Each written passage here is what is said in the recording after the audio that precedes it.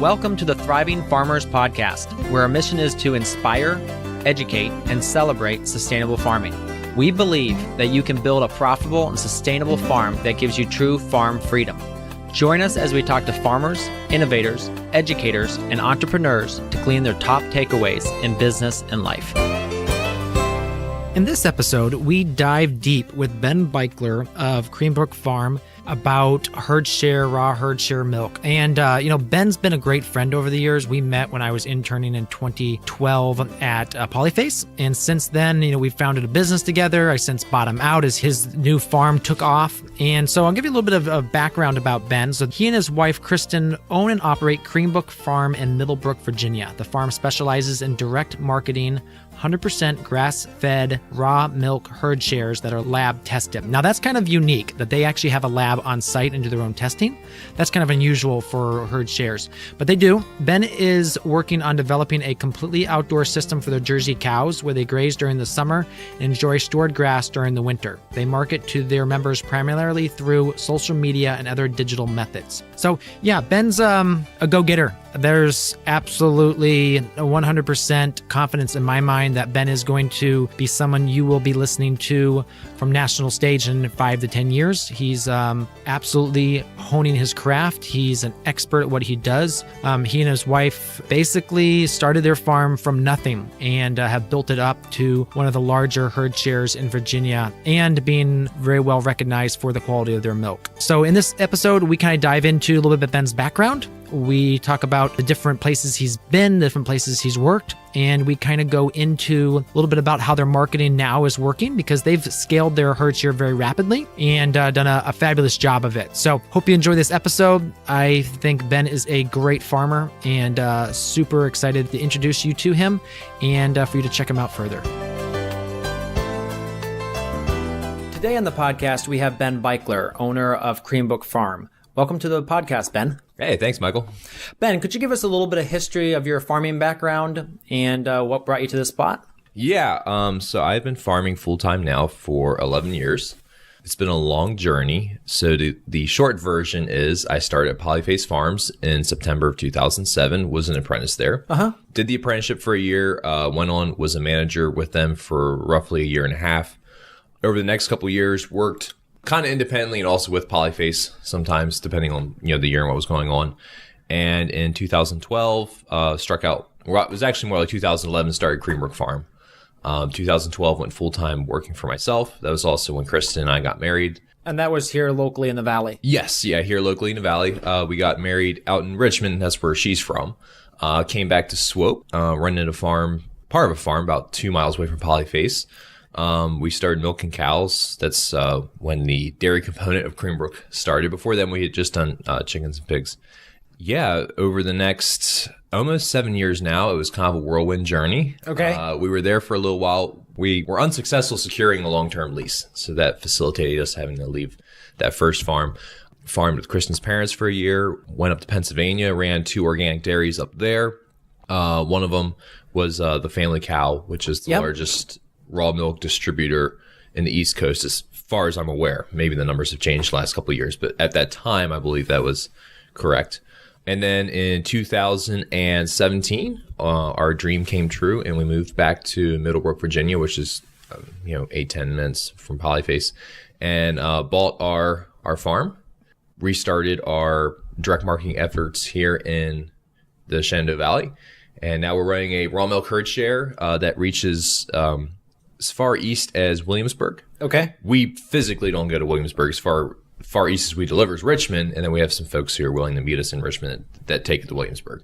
But it's 100% grass-fed dairy, all jerseys, no grain, no corn silage, very sustainable, basic, if you want to put it that way. Okay. Our specialty is that we have actually have a lab here on the farm, so we test all of our own milk. Okay. Before it goes out, which really helps us build customer confidence in the safety of the product. And also it gives us self-confidence too, as far as like, hey, we know this is really good because I see the test results. And the great thing about lab is it's unemotional. Yes. It doesn't know you by name, just gives you results. Okay. So it's not going to fudge because of, who you are, what you were doing. So it gives us a way of kind of verifying ourselves. Yeah. Even though we're independent, we're not state inspected because there is no state inspection for raw milk in Virginia right now. So yeah, that's the very quick overview. Okay. Yeah. Now tell us a little bit about the farm we're on here, because it's the history is there's a long history to this farm. Yes, the farm is 243 acres. It was originally a beef farm. Okay. So when we came here, we had some work to do to convert to dairy. I mean, the good thing is since we're 100% grass, our cows stay outside year round. So I don't need a freestall barn. I don't need a slurry store. I don't need all the fancy dairy equipment. There was a building on the property that had been built to be a butcher shop by the previous owners. After they constructed it, they then decided that they weren't going to use it for butchering. I mean, it's nice to have the kind of money to do that. But anyway, it fit perfect for our need for raw milk. So we were able to convert the cutting room to a milk house. Okay. There was a walk-in cooler on place we could obviously use for milk inventory. And then we put an addition on the backside for actual milking location. And that's where we milk the cows every day. We milk once a day. Okay. Which fits our where we're at from a pasture and a feed standpoint, and also the fact that all of our cows were CAFO cows before they came here. That's a hard transition on cows going from spoon-fed everything to now you're on pasture and having to just make it work. So the once-a-day milking works for us in that it reduces our labor since we have so much marketing and distribution work to do. And also it takes the nutritional pressure off of the cows because we're in the Shenandoah Valley. This is the fescue area. Beef cows, for the most part, are final fescue. Dairy cows can struggle with it. It helps that we kind of match the cows' needs along with their production. Yeah. So tell us a little bit more about the herd share side of it. How many shares are you doing now? What's your price point? How do you deliver that sort of thing? As of right now, this is November of 2018. Yep. Had to think there on the year for a second. We are at 280 shares. Okay. We started doing herd shares a year and a half ago. So it's been a pretty rapid growth.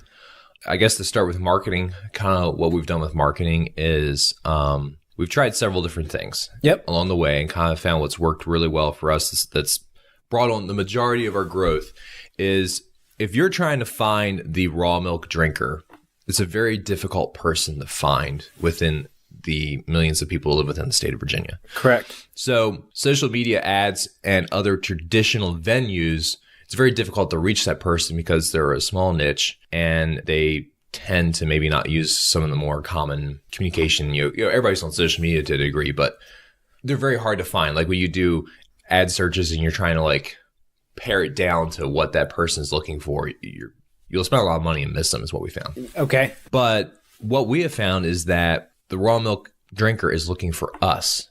Okay. So we have in turn worked really hard to make ourselves very visible. Yep. Very easy to find. Okay. So Kristen has spent a lot of time on our website. We're very active on social media, both Instagram and Facebook, just posting on a daily basis, showing the cows who we are, what we're doing, getting our name within the local community. Okay. Kristen's done a lot of networking as far as meeting with other local farmers. Because the other thing too, in Virginia, there's not a lot of raw milk farmers per se. Okay. But we have a glut of chicken and beef producers. Correct. So we've been able to make friends with a lot of the chicken and beef producers because they don't view us as another marketing threat. Yes. And that has allowed us to network within the already established marketing channels within the state to kind of get our name out and also get recommendations and at some points access to people's customers. Gotcha. To kind of like promote what we're doing and who we are. So just being very visible has been a big thing. And we also are very, very intentional to not be salesy. Okay. Like a lot of what we post, if you go on Facebook or Instagram and you simply look up at Creambrook Farm, you'll find us very, very quickly. But you'll notice that we try to convey to people more of what we're doing and why we're doing it. Yes.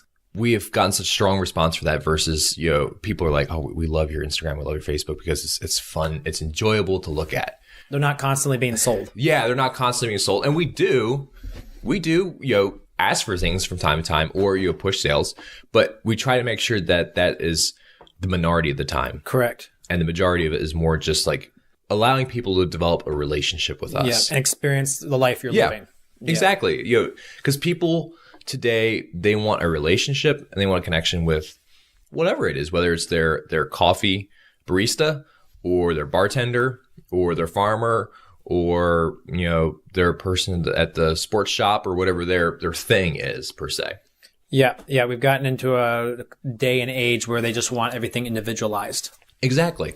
Kristen also has taken the Charlotte Smith marketing class. Okay. Yeah. It's been very, very helpful, very much worth the $300. When she came and asked me for $300 for a marketing course, we did not have any money to spare at that point in time. And I really thought hard about it and tried to find a way to get around it. And she kept begging nicely. So we did it. And I don't regret it. Let's put it that way. It's paid for itself many times over. I've wasted $300 on plenty of other things since we bought the farm here. That was not one of them. That's been really helpful because Charlotte has a lot of interesting information about, for those who don't know how to develop a website, how to do that. How to reach people through email newsletters. We also have an email newsletter that we're very active with. And we get typically like a 50% open rate on our emails. Wow. That's which really is good. Yeah. Yeah, very high. Yeah. But once again, our emails tend to be more informational, not so much like salesy. So for example, Kristen's working on an email right now that's going to go out in the next couple of days related to Thanksgiving. Okay. And it's actually going to be about our family tradition of having duck for Thanksgiving versus turkey. Okay. And how to prepare a duck. We don't sell ducks. Yeah. Like, we're not in the duck business. But it just gives another way for people kind of like who are in the local foods who might be wanting to try something besides turkey. Yeah. Kind of like, oh, wow, here's another alternative way. And we have other things like how to make butter, how to make ghee, kefir, just teaching people what they can do with their products. So you're also almost building more of a homesteady / farm life. That's what you're sharing there too. You're really more sharing the whole farm lifestyle and it's not just milk anymore. Yeah, I mean, people have this enamoration right now with the country farm style life. Yes, and Instagram, social media hasn't helped that necessarily because it only shows the most romantic, amazing photoshopped moments. Yeah, they don't see the mud. Doesn't show the mud. And we've conscientiously been trying to show a little more of the mud photos, which isn't hard this year. We got plenty of it. But just so people can also understand like the realities of farm life too. But yeah, there's a strong call for that. People want that connection to their food and all that. And that's something I tell people all the time. There's a lot of freaking out in the market right now about Whole Foods and, the alternative food market being kind of, what's the proper word for it? Commercialized. More centralized. Like there's fewer, bigger players in it. And, it's freaking everybody out a little bit. I kind of tell people all the time, like, look, the one thing that Amazon is never, ever going to be able to do is be their local farmer. Correct. They can't tell that story. So if you take that and you run with it, you will quickly develop a niche within your own thing. The other thing too, I'll just say this on marketing before we go to the distribution is, for our farm, I only need 1,000 members. Okay. Now right now we're at 280. We might never make it to 1,000. It depends on how many cows we want to milk and what our financial needs are. But for point of discussion, let's say 1,000 members. Correct. I only need 1,000 members. Virginia has, I don't know how many million residents in it. There's quite a few at this point. So the thing is, you can be freaking out about like, how do I reach people? Trying to, figure out how I'm going to reach the masses, where the honest truth is like, you only need to find 1,000 dedicated customers, make them your fans, spend time with them, meet with them, build that relationship. And, if you have 1,000 people that spend $1,000 a year with you, that's $1 million. Absolutely. Now, we probably won't get to 1 million, but you can do a lot. Let's put it this way, with that much in sales. And obviously there's a difference between gross and net. Yeah. But because of that, we also have farm days. It's our term for open houses. Okay. In the spring and the fall, we have it free for members. Try to get them out here so they can see the farm, meet us, pet baby calves, ride a hay ride, all that. The fun farming stuff. Agritouristy type stuff. Yeah. But we just are very intentional about developing that relationship. And you're doing what we can to make people feel like they're actually part of the farm, even if they might live, 50, 60 miles away and in a townhouse. Correct. You know what I mean? Yeah, absolutely. Yeah. So distribution quickly is we have multiple stores that surprisingly have been very willing to carry our milk. Okay. And when you're talking stores, like health food stores or? Yeah, it could be health food stores. Okay. We have a gym. Okay. We've got some actual like true stores. Smaller end, not like Kroger. And what we have found the draw is that, stores right now are really competing for foot traffic. Cyberspace is hurting them pretty hard. So even though they can't charge for our product because raw milk can't be sold in Virginia through herd shares, Even though they can't charge for the product, we don't actually get charged a shelf fee in any of our stores. In a few stores, we give them free milk and stuff like that. But for them, the knowledge that, hey, we're going to get 30 to 40 people walking in here every week apparently carries some pretty major value. Okay. To them. So we've got multiple different stores throughout the area. We deliver to them every week. Each store has its own check sheet.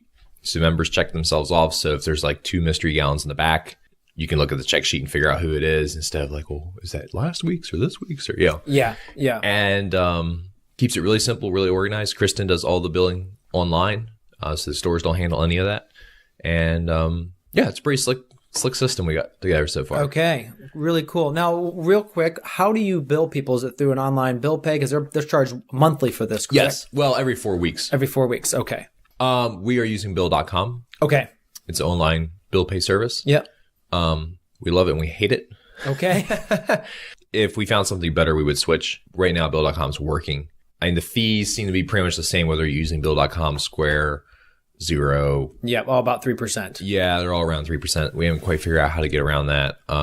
We got a couple ideas and some different things we may look into moving forward. But for now, bill.com has worked. It gives us a way to keep track of customers' invoices, overdue invoices. I think it was built a little more to be B2B. Yes. Than it was to be, necessarily managing several hundred customers. Yeah, several hundred, individual clients. So it's worked for now. Let's put it that way. Yeah. Talk to us a little bit about how you got this farm, because this is a large farm, and of a lot of people, you're one that kind of has come on the scene and went big. And I think, a lot of that had to do with, you did a lot of research before you started this operation, and you kind of really made sure the numbers worked. It's a long story, but kind of the main points along the way were about 3 years ago, Chris and I were extremely frustrated with our career. We had done what is kind of popularly what most of the main speakers push for young farmers. We had done the apprenticeships, and we had done the mid-level jobs, and we had tried to rent land and, all the low cost of entry, low risk methods. Yeah. And while we definitely had some success along the way, we weren't able to ever get any long-term traction. Leasing can be difficult. Yep. Depending on who the landowner is and also depending on the person that's renting. We're very frustrated with the fact that we hadn't been able to secure long-term farm land. And we started looking at some farms that were pretty nice to see what it would cost for us to get going. And we quickly realized that the amount of money we were going to pay in renting, and especially if you're in dairy, there's pretty infrastructure intensive. So it's a little bit of a different scenario if we're talking about beef or just turkeys or something like that. That's on pasture. But if you're in something a little more intensive like dairy, we quickly realized the amount of money we were going to be paying on rent wasn't that far off of a mortgage. Okay. In a lower income area New York, Wisconsin, Missouri, where land prices are a little more reasonable, whatever you define that as reasonable. So that kind of sent us looking for farm property. So, I was born in Maryland. Kristen was born in Richmond. We had gotten married. We had kind of farmed all over the place. We didn't have any strong, this is home. So let's spread the net wide. So I actually flew up to Wisconsin, looked at multiple farms up there. We identified one we really, really liked. Took Kristen up there. She liked it. Unfortunately, things didn't line up for us to purchase that farm. We gave it another shot, or the best shot we could. Following year, we went to Missouri, looked at a bunch of farms in Missouri. And while there were some things we really liked about Missouri, there was also some pretty strong negatives. And, that ended up us ruling Missouri out. The big thing with Missouri was land's cheap. Yeah. But you also get what you buy. Absolutely. There's not as many customers. Yeah, we couldn't direct market out there. And also the infrastructure was crumbling as far as support structures, supply companies, et cetera. And our goal at that point in time is the milk certified organic. So we're looking at a bigger property, bigger numbers. We weren't looking at direct marketing. At that point, Kristen and I had been involved in direct marketing. We had been at Polyface. We'd been in the Family Cow. These are both multi-million-dollar marketing companies. It's not that we hadn't seen it work, but we saw a tremendous amount of stress and pressure that comes with direct marketing. Gotcha. And as a young family, that was not appealing to us. And I had seen multiple different farms that had made very successful lifestyles and incomes for themselves as commodity farmers, but they just had to run their businesses and their numbers completely different than everybody else. You're focusing on low cost infrastructure, high return on investment, more pasture based operations. So we thought, well, hey, this I like farming. It's the whole reason I got into this. So why not figure out how to be the best farmers possible and make it work that way? So there was this farm that had actually been for sale for 7 years. It was for sale while I was working for Polyface. I mean, I drove past it thousands of times probably. Never really paid that much attention to it because it was 243 acres. And when it was first listed, it was listed for like $2.25 million. Okay. Wow. So this is 2007 when the market, right before the market popped. I think this farm listed like a month or two before it burst. Wow.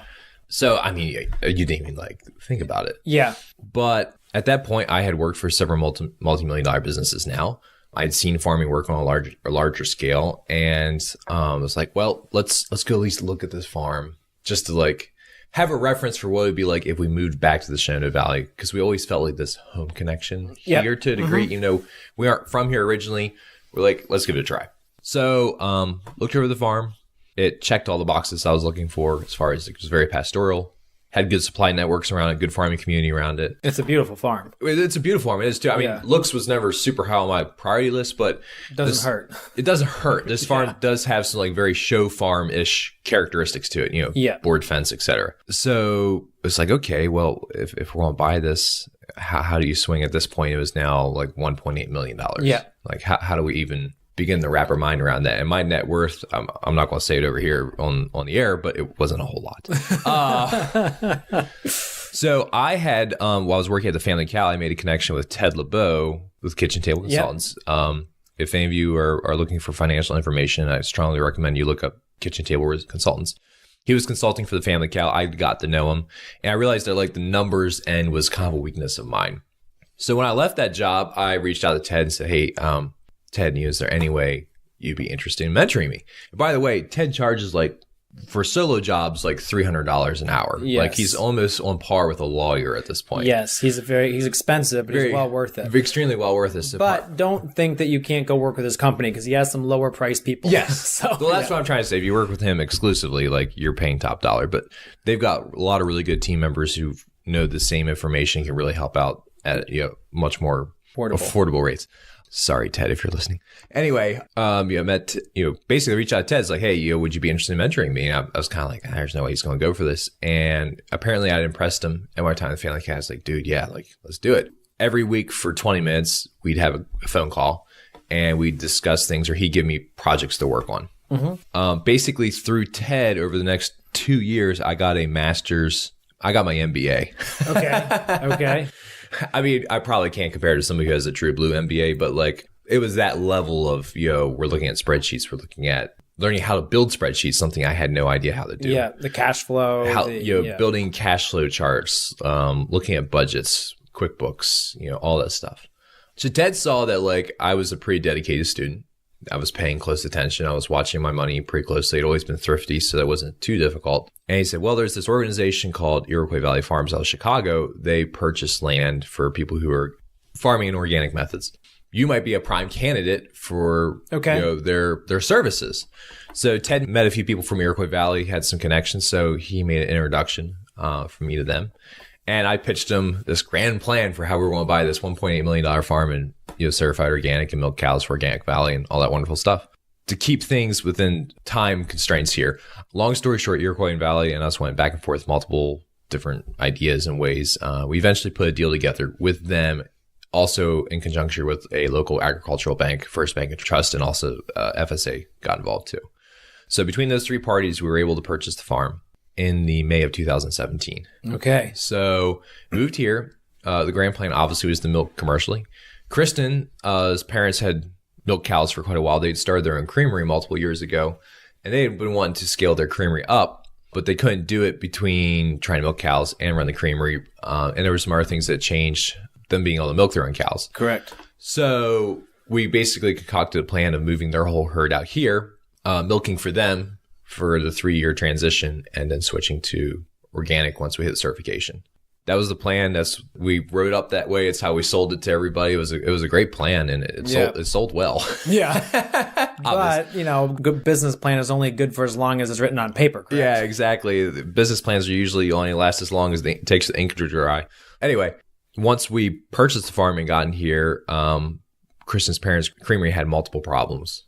Regulatory, employee. I mean, it was there's just a lot of issues that happened. And we quickly realized like, oh crud, we just bought this $1.8 million farm and we've got all the payments and everything else to go along with it. And our primary market is struggling badly. And this is no indictment on Kristen's parents. It's just a lot of things happen. Yeah. It's a whole nother podcast about what happened with their business. But anyway, they were bad timing for one thing. The dairy market was turning awful. Yeah. Regulation was terrible. So anyway, we realized like, oh crud, we need to make changes quickly. So at that point we'd always planned to do some herd shares on the side while transitioning organic.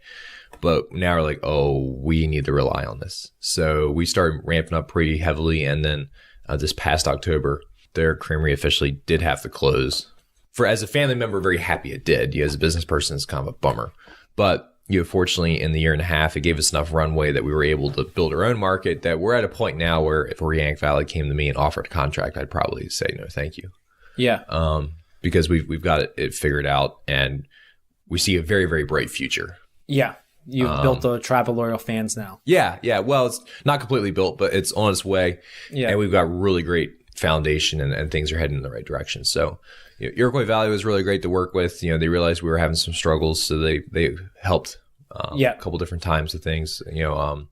First Bank was very understanding. I mean, it helps to a degree. Dairy's awful right now. Correct. Yeah.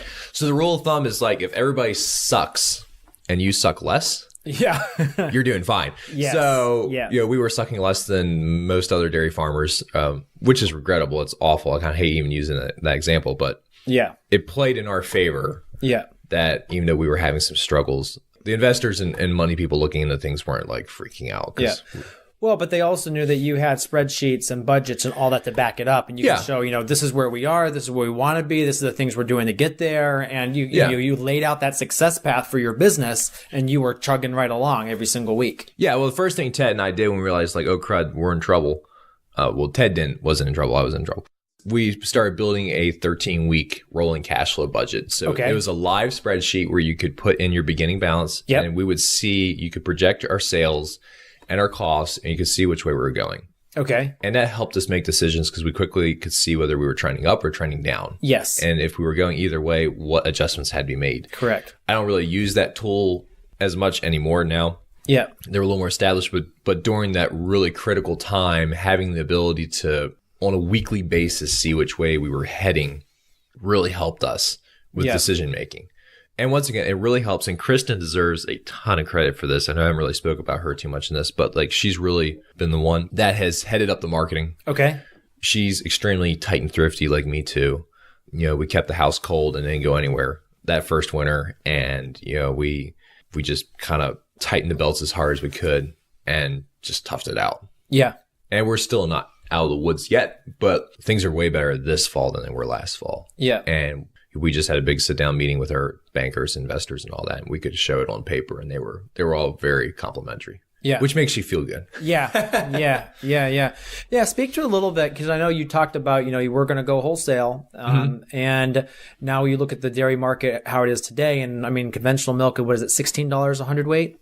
15, 16, somewhere in there. So that is, farmers are going out of business left and right, and you guys are looking pretty good. Yeah, we're at a break even now, but we aren't like looking too good yet. You're not in the Bahamas yet. We're not. Yeah, well, I don't know if I'll ever do that, but anyway, for us, we saw with organic in 2015, 16, we saw a market that was trending up. Yeah. We saw where around $40 to $42, $43 a hundredweight, we could make very good profits. Correct. It wasn't going to be ridiculous, but we'd make a good profit, enough to pay for the farm and have some money left over for infrastructure improvements and, cost of living. But then that market has collapsed, not necessarily collapsed, but it's changed dramatically. It's changed dramatically. Yes, that's a good way to put it. So, and why do you think that is? Do you think the market could reach saturation and then people drinking less milk with new diets? I think with organic, for the most part, it's a transparency problem. Okay. Because, with dairy specifically, you can look at, there's chicken and there's our parts of organic, but we'll just look at dairy for a second. People are very much willing to pay double market value if they know they're getting incredible double value back, which organic earlier on was able to make that sell, make that pitch, and people bought it without even thinking twice. However, as it's been undercovered that there's these 1,000 cow, CAFO-ish organic dairies out west. There's one dairy in Texas that I think produces as much organic milk as all the small farms of Wisconsin combined. Okay. So the brand was tainted. Correct. Because there's, you're telling your customers one thing, but in reality, there's these operations that are not following the spirit or the law of organic. Yeah. And to a degree, organic has only itself to blame for this. Yeah. It was growing super quick and they were desperate for milk, so they're letting pretty much anybody in. And also making the USDA the gatekeepers of organic rule keeping was a horrific mistake. Yeah. Because I'm sorry, it doesn't matter which side of the political aisle you live on. The USDA's got a big for sale sign in front of it. And, if you got the money and you got the plans and you got the, the lawyers, you can buy whatever you want. Well, just look at how they let hydroponic in. Oh, yeah, exactly. Yeah. It's complete disaster. And that's why you'll see some of these other new certifications popping up. Yeah. But I think we'll both agree that, you don't have any certifications now. No. And it comes back to the story you're telling and being completely transparent with your customers. And that's how you're able to charge the premium you do. We are certifying the land organic. Okay. That was a prerequisite of working with the Iroquois Valley. Oh, interesting. Did not know that. Yeah. Well, they've got to sell to their investors. There's got to be some sort of standard for the investors to understand that, because one of their big messages they push is healing the soil and the land. Yeah. So, and, organic methods to a large degree head in that direction. Not all of them, but, most of them. Yeah. So, and the good operators, organic operators are usually, doing more than restoring soil health, let's put it that way. Yeah. But yes, as far as our marketing goes, we don't have any, we're not certified humane there's a certification for everything. Yeah. So let's dive into that sustainable aspect. So what is sustainability, for the farm to you? Mm-hmm. Because we talked about organic, but I don't think sustainable means organic necessarily. Right. There's a lot more to it. No, sustainable and organic aren't cousins, even though they try to get portrayed that way sometimes. And there's a lot of variation with organic, so you got to be careful to a degree. There's the bad operations that obviously stick out like a sore thumb. And there's also some really, really good operations that are going well beyond the intent of organic. But the problem is when you get lumped in with a big tribe like that and you put yourself under a certification, you're now along with everybody else. And that's one of the reasons we don't have a certification, is because I'm comfortable marketing who we are. And I'm not constantly worried about, there's that big organic dairy down the road that, does not do what we do, but I'm tied to them because we share the same label. Yeah. And so when a bad story comes out, they all of a sudden link you guys. Yeah, exactly. Yeah. So as far as sustainability goes, we're harvesting grass. Yeah. So once we get our soil life going and we kind of get the farm up to full capacity and we have everything in place, because we're still doing some infrastructure improvements as far as pastured water and fencing and all that stuff. And your soil's still healing. The soil's still healing. The soil here is pretty good. Yeah. And the farmer before me had not really abused it too badly. So for a farm in this area, it was actually in pretty decent shape from a biological standpoint, which was another reason why I was very excited to get it. But once we have all those things going, we're going to be a very, very, very low input operation. Like, besides buying mineral and maybe some hay every now and then and fuel and, the normal things, electric things you normally have to get, that's going to be it. Yeah. When you look at my financials and you look at there's a category called cost of goods sold. Yeah. So that's cost directly tied to the production of products. And what kind of things go in that category? So that would be like milk jugs. Yep. Labels. Yep. Seed. What's there? Yeah, anything involving the direct production of that good. So like if I put a roof on a building, that's not cost of goods sold. That's just bottom line. That's infrastructure cost. Yeah. Which would fall into depreciation. So anyway, I'm not an accountant and I'm not really that great with math. So I would just encourage anybody who's listening to this that with the proper teaching and with the proper discipline, you'll be surprised in what you can learn about running your own budgeting and understanding your own stuff. And one of the things that really has helped me through our tough times is the fact that I can sit down with bankers or investors. I can talk their talk and I can bury them in paperwork.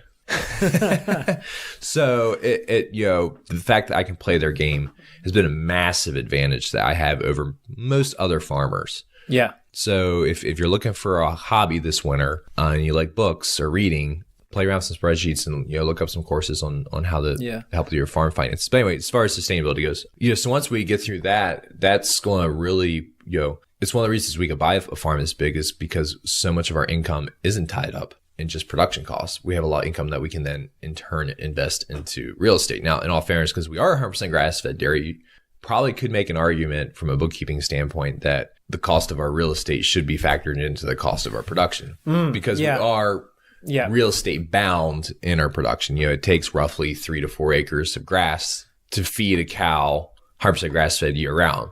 Dairy. Yes. So it's one of the reasons why we have 243 acres. Yeah. Yeah. I mean, that plays into all that too. But yeah, I mean, I'm very excited about it because we're going through the initial startup costs now.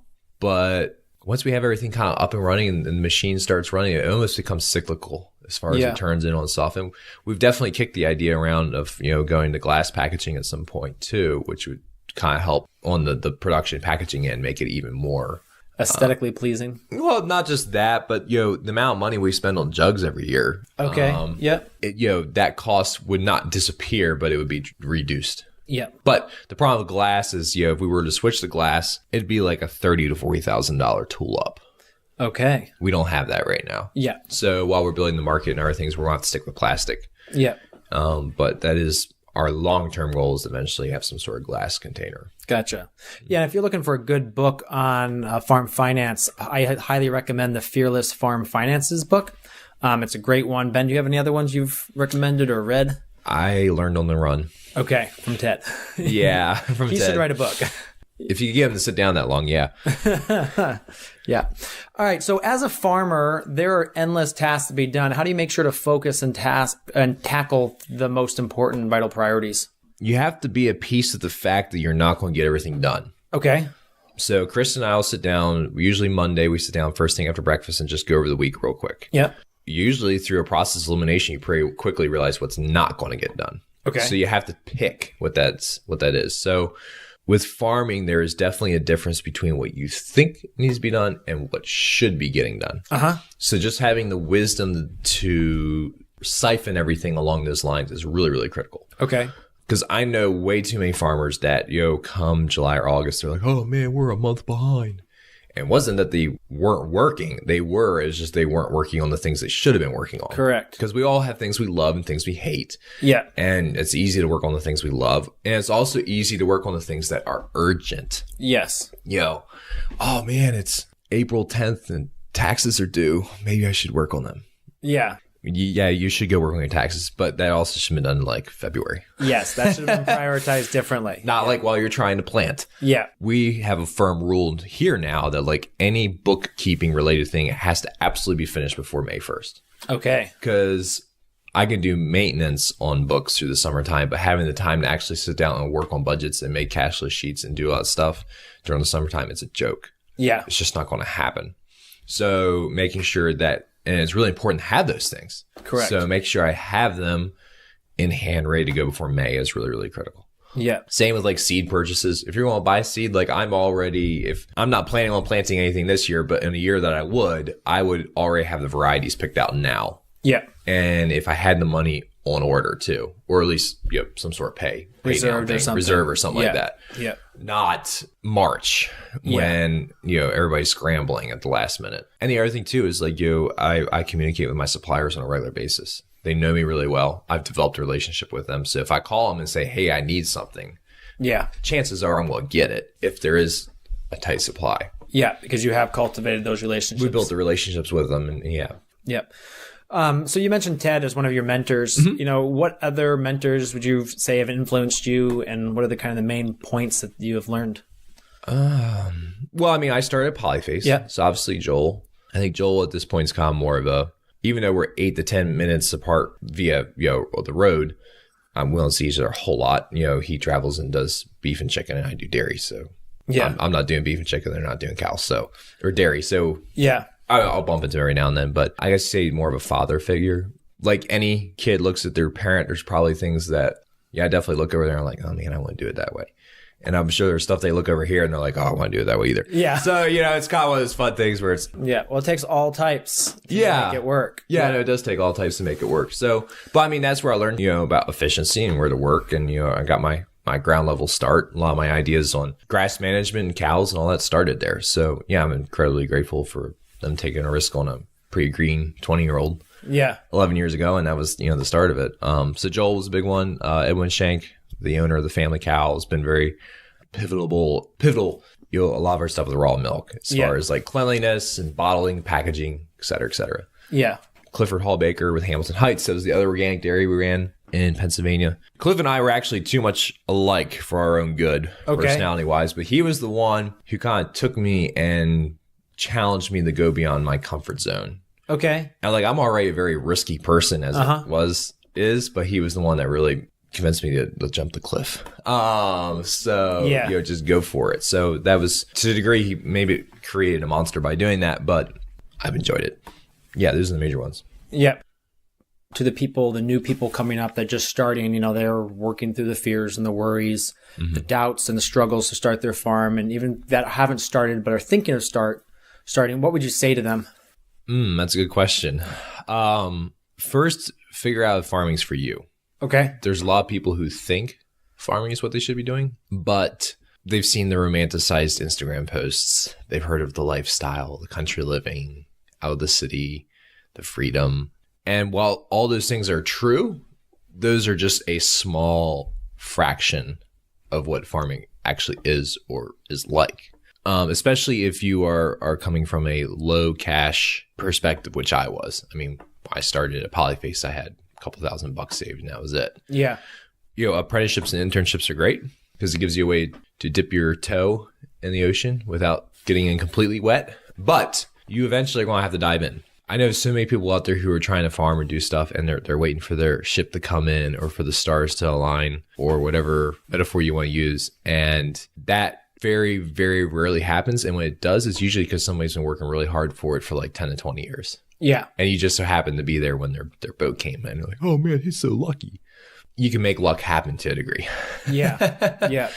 So go out there, get experiences, try different things. I caught a lot of criticism the first couple of years I was farming from multiple different people because Ben never sticks with anything. Because I would do chickens, and I would do turkeys, and I tried pigs, and then we messed up, dairy, and we raised ducks and freedom rangers, and we did a lot of things for maybe a year, or sometimes the year, and that was it.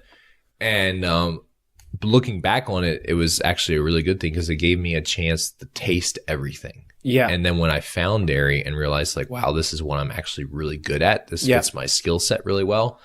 My personality, my goals and ambitions. Then I was off and running, and wasn't always, I'm not distracted now by the like, oh, maybe you should try turkeys, or maybe we should think about adding pigs.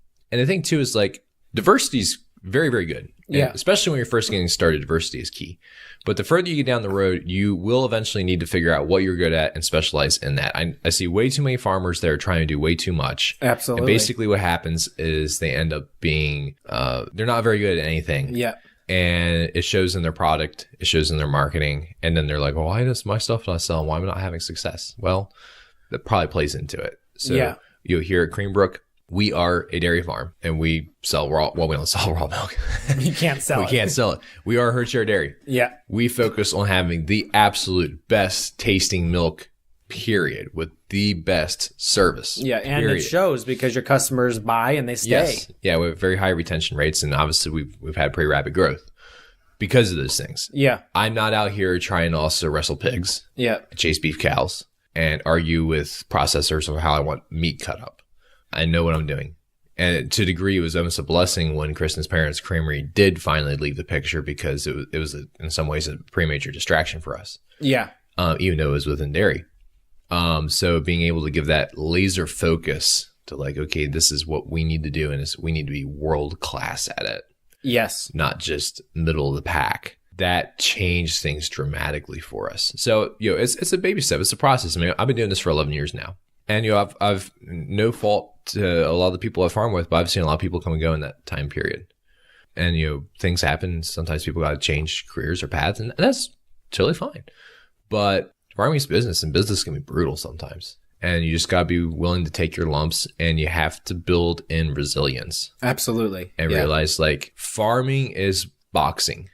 You're going to take a couple in the chin and the mouth in succession usually. Yeah. And you got to be willing to wait that round out and just be thankful when the bell rings and you get a quick break and then you're back at it. You have to just, I know without a doubt, I was created to be a farmer. Yeah. That's who I am. It's what I'm supposed to be.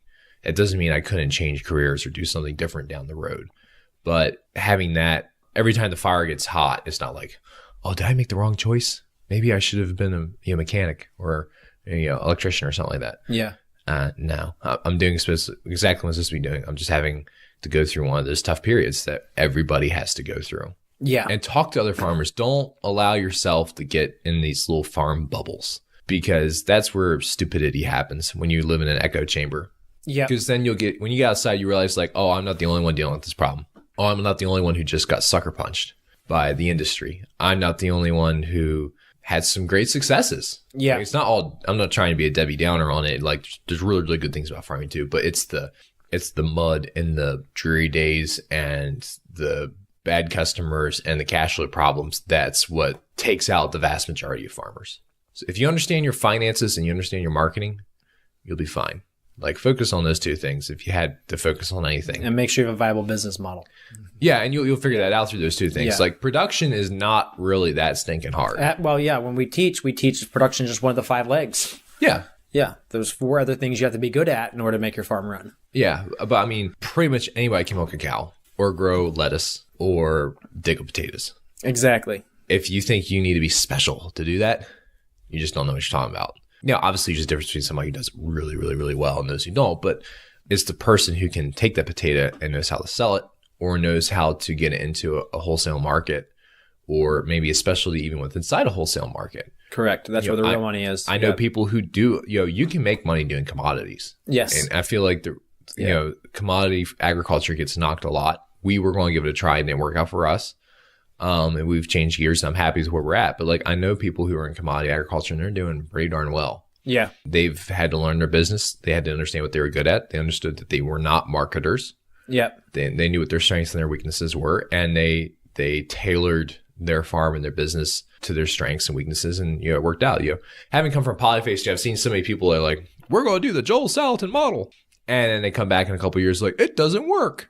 Well, it's not that it didn't work. It's that it's Joel Salatin's model for Joel. Joel knows what Joel's good at. Yeah. He's also, I think, aware of what he's not good at, and he tailors his business accordingly. And you're not Joel. So if you go out there and you try to carbon copy his model, unless you're one of the very few rare people that share the same exact traits he does, you're going to fall flat on your face somewhere along the line. So you have to take your business and tailor it to, I've tailored my business to Ben Beichler and I understand what I'm good at, what my wife's good at, what we're not good at, and we're having to sub that out. Yeah.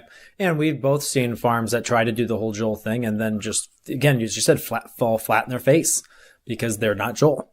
Exactly. And I'm not trying to say like Joel's some ultra human special person.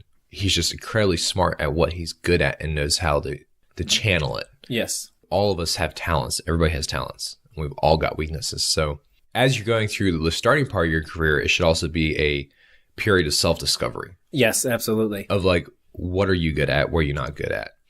And if you're not good at something, that's okay. Don't like beat yourself up over it. Like, I am not a crack mechanic. Yeah. I maybe could be if I put the time in. I don't have the time to figure it out at this point. So I have to figure out how to shoestring things or bring in people who are smarter than me to work on it. We're going to get part of the house roof redone here next couple of weeks. I mean, I could go on YouTube and figure out how to put asphalt shingles down, all that stuff. Yeah. Reality is I don't have the time right now. And quite frankly, for the amount of money I would save, it's just better to have somebody else do it. Correct. Yeah. So sometimes you get in these homestead circles and they're like, you got to do it yourself or you're a failure. Sometimes failing is being a success. Absolutely. Yeah. Yeah. A lot of success was born out of just failing time and time again. Yeah. Yeah. And that's the thing. If you look at sports teams or you look at very, very high performing athletes, like I just saw this thing recently here on, I think his name's Alex Honnold. He's the free solo climber who just climbed that like 3,000 foot granite. Yes, I forget the name of it, Yosemite. but yes. Yeah. I almost lost my lunch watching his video. Yeah, because I don't like heights. So, but the thing is like, what I didn't realize is he spent 2 years climbing that thing with ropes. Yeah. Trying to figure out where the failure points were. Mm-hmm. Like he went up on a rope intentionally looking to fail because it's a lot better to fail with a rope than when you're at 2,800 feet and you got nothing but granite to welcome you if you fall off. Yeah. And if you look at the same thing like Navy SEALs, a lot of these very, very high performing individuals or organizations like the SEALs, for example, we look at them as demigods. they're not. What separates them from us is that they are on the active search for failure, and they push to the point of failure all the time in training, so that when they're actually in the diamond or on the cliff or on the mission, that they've severely mitigated all the risks because they've done this 1,000 times. Yeah. They know what they're doing. And if something goes wrong, they know what plan B, C, and D is. Yeah. And farmers, to a degree, are infamous for just kind of sticking to the finger to the wind, and that's a determining factor on which way they're taking their business. Yeah. What crops they're going to grow, where they're going to market. Yeah, exactly. But the fact of the matter is, if you're looking at your farm, your career, your business, like looking for the failure points and then correcting them from there. Yeah. And I'm not saying like you need to have a path and direction you're going on. The best thing ever happened for Kristen and I was we made the decision that we were going to buy a farm. Yeah. And then after that, every decision got ran through this filter of, does this help push us towards that goal or not? But the point is, while you're on that path, on that journey, pushing those goals, you also got to be looking at like, where's the weak points? Where's my weak points? How can we mitigate that? Yeah.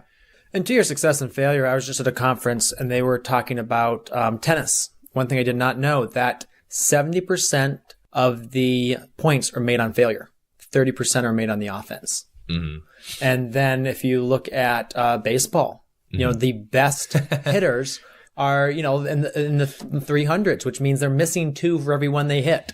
Yeah. So, actually, a little more in 2, but yeah. So it's one of those things I think we have to realize, and I think it also comes back to the 10,000 hours that you really have to put in that 10,000 hours before you were an expert. And I read that, when we had been farming for 8 or 10 years, and I started doing the math calculations, and I realized, yes, I have been farming now for about 10,000 hours. And then at that point, it started to flow. It got easy. Yeah. I started getting bored actually, because it just, stuff worked. Yeah. You get inertia behind you too. And absolutely. That flywheel. Helps. Yeah. That huge flywheel going. Yeah. You get experience inertia, you get capital inertia, you get a team built, marketing inertia. Yeah. And the other thing too is like, go find mentors. Like, you'd be surprised people that you would think are completely unreachable because they're just out of your league. Mm-hmm. If you go to them with an attitude of humility and also a desire to learn and do absolutely anything, you'd be surprised how much those people are willing to help for little or nothing. Yeah. Like my relationship with Ted. That's been a game changer for us. If you were to pay for those hours, how much would that have cost? I'm afraid to say at this point, but it'd been thousands and thousands of dollars. Yeah. So the thing is, like, you can pay that. You can pay thousands of dollars in mistakes, getting the experience and learning it on your own. Or you could just take a humility pill, go to people, be like, hey, how does this work? How's it really work? Yeah. Versus how you think it works. Because there's usually a big disconnect with starting farmers between how they think it works and how it actually works. Well, I think, one of the questions I saw in one of the groups online, they said, does these rock star farmers have perfect farms with no weeds? And I was very quick to say, they started from nothing. Mm-hmm. They had weeds. Now they have a point where A, they can hire people to take care of the weeds. B, they know how to manage weeds. But C, it's strategic camera placement. So yeah. You do only see the Instagram side of farming a lot of times too. Yeah, so it's important to get out and actually get your fingernails dirty, step in the mud, smell the poop, and realize what actually goes on into these operations. Because I've seen plenty of well-to-do fellows who were a complete success in their first industry, and they thought since they were such hot stuff that would translate to farming.